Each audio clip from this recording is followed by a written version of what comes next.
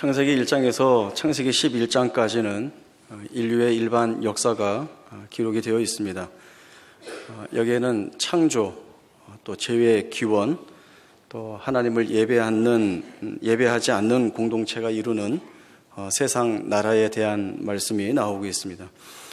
세상 나라라고 하는 것은 하나님을 예배하지 않을 뿐만 아니라 하나님을 창조주로 또 하나님을 왕으로 인정하지 않는 자들이 공동체를 이루고 또 힘을 가진 한 사람이 그 하나님의 자리를 차지하고 자기 스스로 영광을 취하고 있는 형태를 설명하고 있습니다.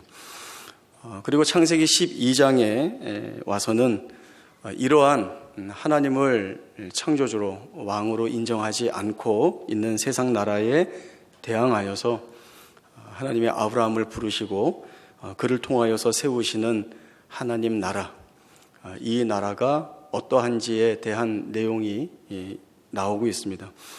그래서 이후에 펼쳐지는 성경의 말씀은 세상 나라가 갖고 있는 한계, 또 불의, 거짓, 불완전함에 대한 내용을 말씀하고 그에 반하여서 하나님이 창조주이시고 왕이신 분으로서 그 나라를 통치하시는 것이 어떠한 모양인지, 또 그 나라의 백성으로 있는 자들을 어떻게 만나고 계시는지에 대한 내용들이 나오고 있는 것입니다.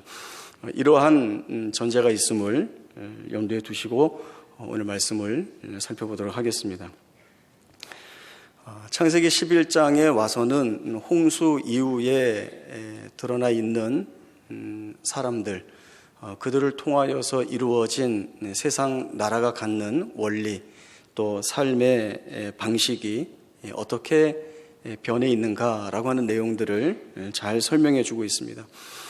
그것은 심판을 경험하고 넘어왔지만 이전에 여전히 홍수 심판 이전에 하나님을 외면하고 하나님 없이 사는 그 죄악된 모습들이 다시금 반복되고 있는 모습을 보이고 있습니다. 그 모습은 바로 하나님을 대항하고 있는 것입니다. 오늘 말씀에서 극명하게 드러나는 부분이 바로 그것입니다.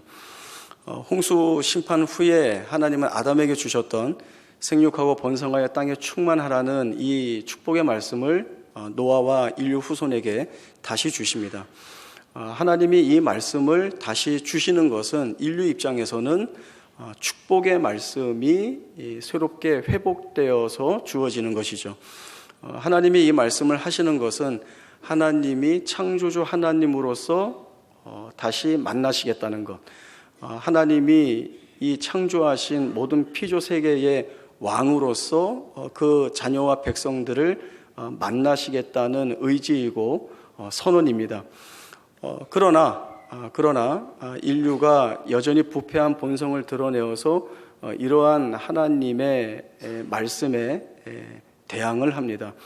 하나님이 생육하고 번성하여 땅에 충만하라는 것은 여러 곳으로 흩어지라라고 하는 말씀인데 이 말씀에 순종하지 아니하고 한 곳에 모이게 됩니다. 한 곳에 모여서 세력을 결집함으로 자신들의 힘을 과시하겠다는 것이죠. 그러한 의미가 그 안에 담겨져 있습니다. 그래서 10장에 드러나는 니므롯과 또 그를 추종하는 세력들이 신할 평지에 이르러 한 곳에 모이게 됩니다. 그리고 여기에서 하늘에 닿을 듯한 높은 탑을 건설하고 있습니다. 하나님께서는 노아에게 무지개를 보여주시면서 이 무지개를 증거로 하여 다시는 물로 세상을 심판하시지 않겠다는 보존 언약을 주십니다. 하나님이 이 언약을 항상 기억하셔서 다시는 세상을 물로 심판하는 일을 하지 않을 것이고, 또 이 약속은 더 나아가 하나님이 모든 피조 세계의 창조주로서 또 그 피조 세계의 통치권을 가지고 계신 하나님으로서 다시금 인류 앞에 창조주이신 하나님, 왕으로서의 하나님으로 나타나 그 피조 만물과 또 그 가운데 하나님의 형상으로 지음받은 모든 인류에 대하여서 하나님의 가지고 계신 작정과 섭리에 따라 은혜와 복을 허락하시겠다는 그 뜻을 분명하게 알리신 것입니다. 그러나 인류가 이 하나님의 약속을 불신하여서 하나님의 말씀하신 약속은 변치 않는데 이를 믿지 못하고 다시 하나님이 물로 세상을 심판할 때에는 그 심판의 공포와 위협으로부터 우리 스스로의 안전을 지켜나가겠다.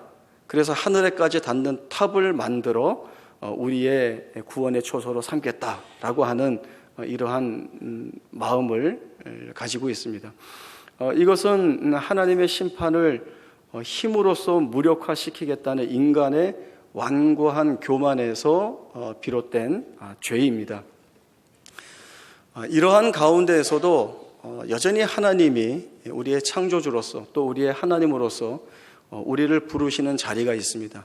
그 자리는 하나님을 창조주로 왕으로 외면하는 자리가 아니라 있는 모습 그대로 하나님을 창조주로 고백하고 하나님을 왕으로 고백하는 자로서 하나님 앞에 서기를 원하시는 것이죠. 그 자리의 모습은 교만과는 반대되는 겸손입니다. 교만한 것은 하나님이 아니더라도 내가 할 수 있다라고 하는 것이 교만입니다. 하나님이 굳이 이 일에 개입하지 않아도, 굳이 하나님의 능력과 힘을 동원하지 않아도 내가 그 하나님처럼 이 문제를 풀어나가고 해결할 수 있고 답을 낼 수 있다라고 하는 것이 인간이 가지고 있는 교만함입니다. 풀 수 있다고 자신하지만 풀어낼 수 없고 답을 취할 수 있다라고 하지만 하나님이 배제된 가운데에서의 진정한 답은 얻을 수 없습니다. 그래서 하나님이 불러내시는 자리는 교만의 자리가 아닌 그 반대인 가장 겸손한 자리입니다. 이 겸손한 자리라고 하는 것은 하나님을 있는 그대로 창조주 하나님으로 그리고 내 생애의 왕으로서의 하나님으로 고백하는 것이죠. 여기가 겸손의 자리이고 여기가 바로 믿음의 시작이라는 것을 성경이 우리에게 증언하고 있습니다. 여호사밧 왕은 남유다의 네 번째 왕입니다. 북이스라엘에도 여러 왕조가 지나가게 되는데 북이스라엘에는 하나님 앞에서 선한 왕이 없다고 말씀합니다. 그러나 남유다에는 선한 왕으로 평가되는 세 왕이 있는데 히스기야, 요아스, 그리고 오늘 말씀에서 나온 여호사밧입니다. 지금 읽은 말씀을 보면 모압과 암몬 군대가 남유다를 침략하기 위하여 오고 있는 상황입니다. 이 상황을 여호사밧이 매우 두려워하고 있습니다. 왜 두려워하고 있는가 하면 그 말씀에서 보았듯이 이 일에 대하여 내가 할 수 있는 것이 아무것도 없고 어떻게 해야 되는지도 모르기 때문에 그렇습니다. 여호사밧이 이러한 가운데에서 그가 한 것은 하나님께 구원을 호소하는 기도를 올려드리는 것입니다. 어쩌면 적 앞에 나아가서 화친 조약을 맺을 수도 있었고 아니면 주변에 있는 다른 나라의 용병을 요청하여서 이 전쟁을 치를 수도 있었을 것입니다.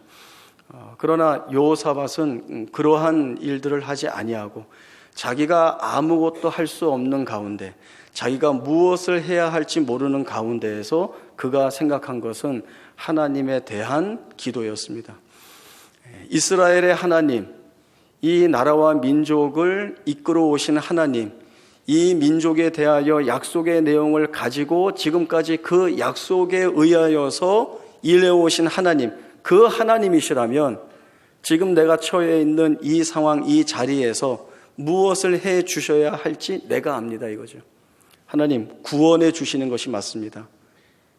이 기도를 여호사밧이 하나님 앞에 올리고 있습니다. 하나님이 이 기도에 대한 응답을 주십니다. 같은 역대하 20장 14절부터 이어서 보겠습니다. 여호와의 영이 회중 가운데서 레위 사람 야시엘에게 임하셨으니 그는 아삽 자손 mat단야의 현손이요 여이엘의 중손이요 브나야의 손자요 스가랴의 아들이더라. 야시엘이 이르되 온 유다와 예루살렘 주민과 여호사밧 왕이여 들을지어다. 여호와께서 이같이 너희에게 말씀하시기를 너희는 이 큰 무리로 말미암아 두려워하거나 놀라지 말라. 이 전쟁은 너희에게 속한 것이 아니요 하나님께 속한 것이니라. 내일 너희는 그들에게로 내려가라. 그들이 시스고개로 올라올 때에 너희가 골짜기 여기 여루엘 들 앞에서 그들을 만나려니와 이 전쟁에는 너희가 싸울 것이 없나니 대열을 이루어서서 너희와 함께한 여호와가 구원하는 것을 보라. 유다와 예루살렘아 너희는 두려워하지 말며 놀라지 말고 내일 그들을 맞서 나가라. 여호와가 너희와 함께하리라 하셨느니라. 하나님이 여호사밧의 기도에 응답하여서 주신 말씀은 분명합니다. 여호사밧이 기도한 그 내용, 우리가 할 것이 없습니다에 주신 응답이 너희가 이 전쟁에서 할 것이 없다라고 말씀합니다. 그리고 이 전쟁은 너희의 전쟁이 아니라 내게 속한 전쟁이라는 것이죠. 이 전쟁은 너희가 책임질 것이 아니라 나 여호와가 책임질 것이라고 말씀합니다. 그리하여서 너희가 부르짖는 이 여호와가 이루어내는 구원이 어떤 것인지 너희가 보라 라고 말씀해 주시는 것이 이 여호사밧의 기도에 대한 하나님의 말씀입니다. 여호사밧이 이러한 하나님의 말씀에 용기를 얻어서 그 적들 앞에 나아갑니다. 그런데 누구라도 하나님의 말씀을 들었을 때에 이러한 반응을 내기는 쉽지 않습니다. 무슨 말인가 하면 내가 하나님의 말씀으로 확인을 받고 확답을 받았다 할지라도 그 말씀에 온전히 의지하고 신뢰하여서 아무것도 아닌 것처럼 나가기는 대단히 어렵다는 것이죠. 그러나 여호사밧은 그렇게 행동했습니다. 적 앞에 나갈 때에 하나님을 찬송하는 노래하는 자들을 앞세운 것입니다. 전쟁에 나가는데 마치 성가대를 맨 앞에 세운 것과 같은 그러한 형태의 모습을 띄었습니다. 보통 적들과 대치하는 전쟁에서는 제일 앞에 누구를 세워야 될까요? 적들이 그 모습만 보더라도 그 전의를 상실할 만한 키가 크다든지 덩치가 우악스럽다든지 아주 그 무기를 들고 있는 모습 자체가 대단히 위협적이든지 그런 모양을 갖는 것이 일반적인 것입니다. 전쟁과는 사실 상관없는 것 같은 노래하는 자들을 맨 선두에 세워서 나아가는 것은 있을 수 없는 일이죠. 그러나 여호사밧이 하나님의 그 응답에 대한 믿음의 반응을 이런 모습으로 드러냅니다. 여호사밧이 그렇게 믿음의 반응을 드러냈을 때에 성경이 말씀하는 것이 무엇인가 하면 그렇게 했을 때에 여호와께서 라고 하는 말씀이 그 뒤에 나옵니다. 역대하 20장 20절입니다. 이에 백성들이 아침에 일찍이 일어나서 두고와 둘로 나가니라. 나갈 때에 여호사밧이 서서 이르되 유다와 예루살렘 주민들아 내 말을 들을지어다. 너희는 너희 하나님 여호와를 신뢰하라. 그리하면 견고히 서리라. 그의 선지자들을 신뢰하라. 그리하면 형통하리라 하고 백성과 더불어 의논하고 노래하는 자들을 택하여 거룩한 예복을 입히고 군대 앞에서 행진하며 여호와를 찬송하여 이르기를 여호와께 감사하세 그의 인자하심이 영원하도다 하게 하였더니 그 노래와 찬송이 시작될 때에 여호와께서 복병을 두어 유다를 치러 온 암몬 자손과 모압과 세일산 주민들을 치게 하셨으므로 그들이 패하였다. 이것이 말씀하는 것입니다. 이것이 믿음에 대한 하나님의 응답입니다. 하나님의 말씀하신 대로 여호사밧과 유다는 나아가서 그 전쟁에서 한 것이 아무것도 없었습니다. 여호사밧과 유다가 한 일이라고는 갔더니 서로 죽이고 싸워서 다 죽어 엎어졌고 그저 그들 가운데 있는 재물과 의복과 보물들 전리품을 거두오는 것밖에 없었습니다. 하도 많아서 사흘 만에 이 전리품을 거두오게 됩니다. 그리고 이 일을 이루신 하나님을 송축하며 다시금 찬송하는 일들이 이후에 나와 있습니다. 여호사밧이 자기의 군대를 의지했다면 여호사밧이 다른 사람들의 힘을 빌리고자 했다면, 또 하나님의 말씀을 들었어도 여전히 불안해하거나 주의 말씀을 신뢰하지 못했다면 그는 하나님의 역사를 보지 못했을 것입니다. 우리가 아무리 스스로 지혜 있다 하고 또 우리의 삶과 인생에 대한 분별과 안목을 가지고 있다 해도 우리는 시간과 공간이라는 조건 속에 그 한계에 묶여 있습니다.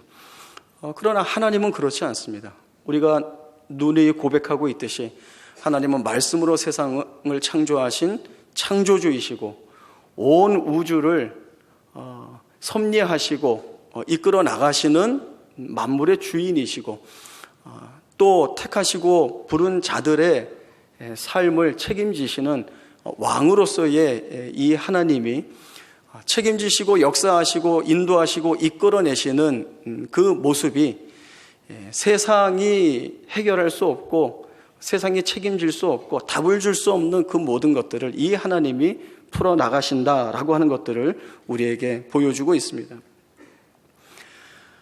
인간의 교만은 사실은 어리석습니다. 왜냐하면 답을 갖지 못하는데 답을 가질 수 있다라고 말하고 해결할 수 없는 문제를 하나님이 없어도 해결할 수 있다라고 하는 고집을 피웁니다. 그러나 하나님께서는 세상이 주지 못하는 답을, 해결을, 그리고 그 풀어내시는 것들을 우리에게 분명히 주십니다. 그 하나님이 창조주시고 왕이시기 때문에 그렇습니다. 제가 신학교 때 학생으로서 박 목사님의 설교학 수업을 들었습니다. 저는 그때 주신 말씀을 지금까지도 제 마음속에 간직하고 있습니다. 그때 주신 말씀이 무엇인가 하면 누구나 설교하려고 강단에 서면 내가 증거하고 내가 전하는 이 말씀을 듣고 모두가 은혜를 받기를, 모두가 감동하기를, 그리고 그 설교 은혜로웠습니다, 설교 참 위로가 되었습니다, 이 말을 듣고 싶은 그러한 생각이 든다는 것이죠. 그러나 누구나 다 그렇게 할 수 없는 것이 진짜 현실입니다. 그리고 그러나 하나님께서 우리가 잘 하지 못하고 우리가 분명하지 못한 이 설교를 하나님이 사용하신다는 것이죠.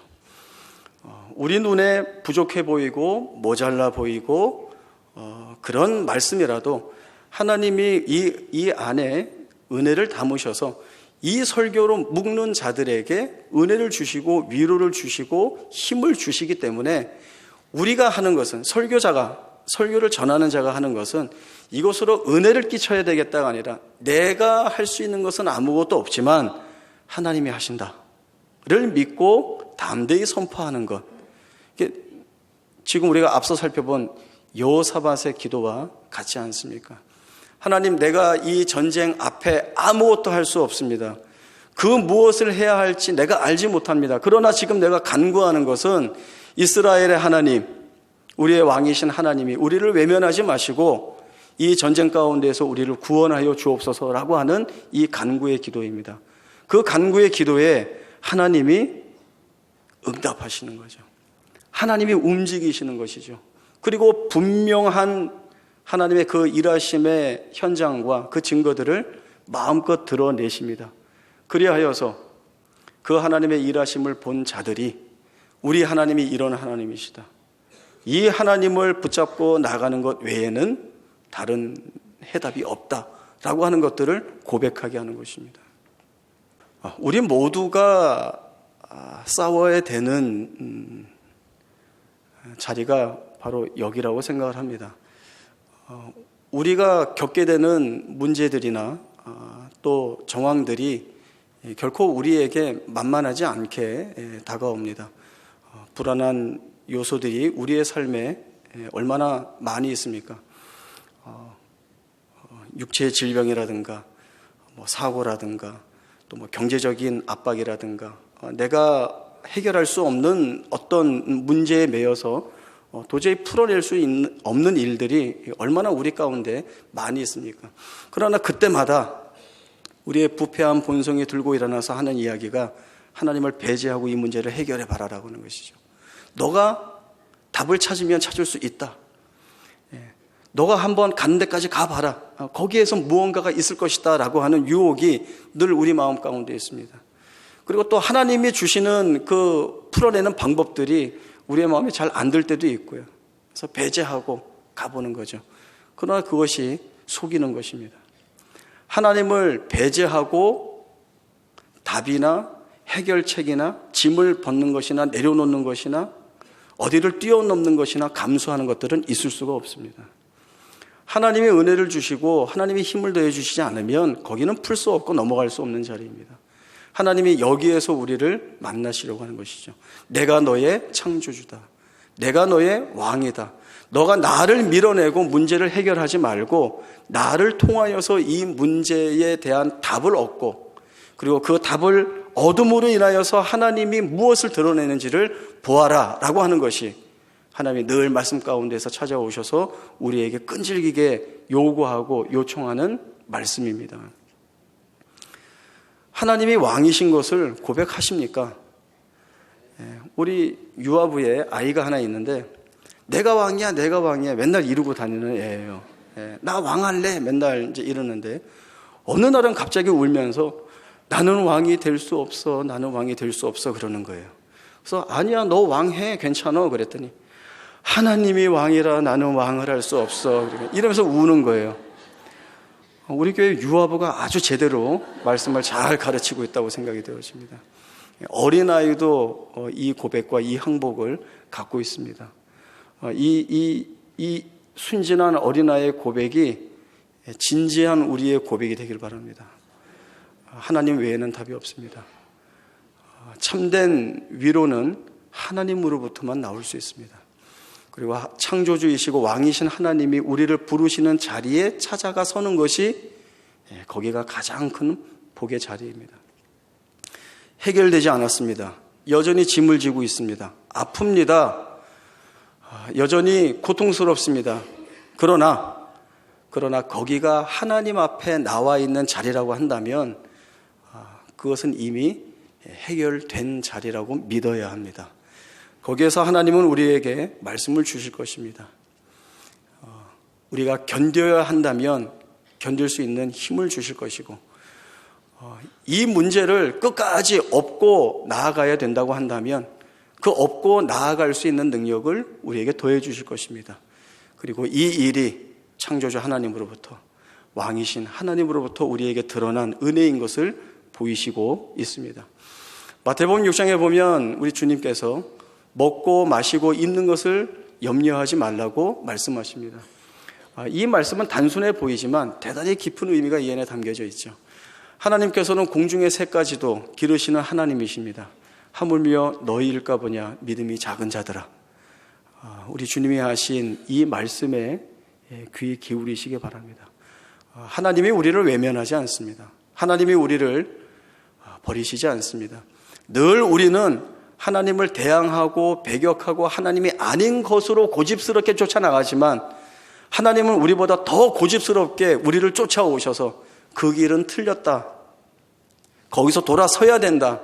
나 아니면 답이 없다를 말씀하여 주시고 그리고 우리가 하나님을 붙잡고 나아가는 길을 우리 앞에 열어두십니다. 여기가 복입니다. 하나님을 우리 아버지로 부른다는 것이 얼마나 우리에게 큰 복인지 모릅니다. 이 복이 우리에게 이미 풍성하게 충만하게 채워져 있음을 기억하시고 이 하나님과 동행하여 하나님이 우리의 믿음에 응답하여 만들어내시는 역사를 여러분의 생애로 경험하시기를 바랍니다.